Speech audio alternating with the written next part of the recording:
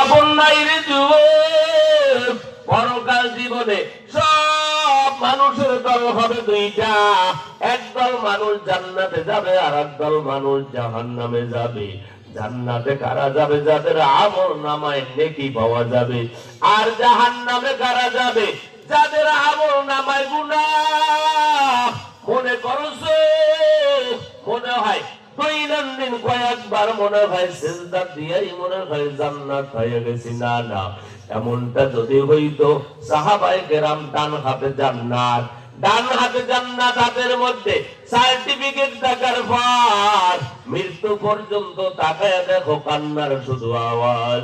আমি অন্ধকার কবরে একা একা আমি কেমনে থাকবো?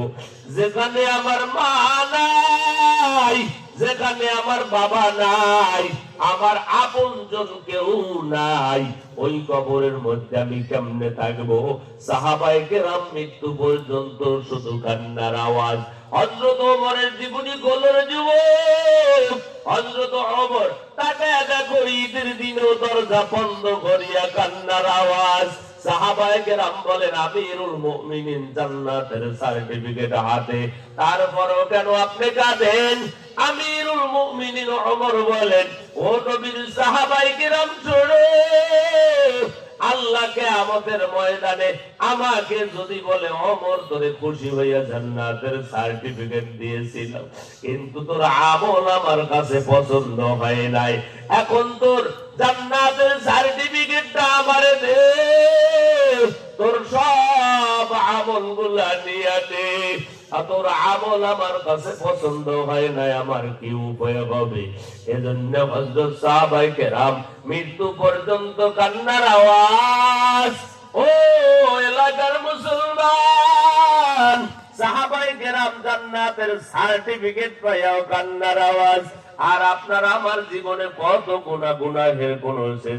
আমার সব থেকে বেশি কাছে থাকবে যার আমল নামায় থাকবে বেশি বেশি দুরূদের আমল।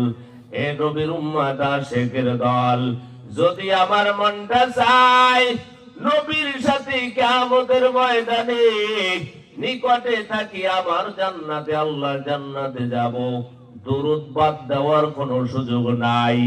ঘুমাইতে যখন যাই ওই সময় যদি ওযুর সাথে যদি দুরূদ পড়া যায়, আল্লাহর নবী কয় ঘুমানোর সময় যদি দুরূদের আমল করে ঘুমাইতে পারো, পবিত্র বিছানায় শুয়া এই সময় যদি কেউ শুয়া শুয়া যদি দুরূদ পড়তে পারে, আল্লাহর হাবিব বলেন ওই উম্মতকে আমার আল্লাহ রাব্বুল আলামিন এমন একটা মর্যাদা দান করবে, ঘুমের মাধ্যমে রহমাতুল লিল আলামিনকে স্বপ্নের যুগে দেখা সৌভাগ্য হয়ে যাবে।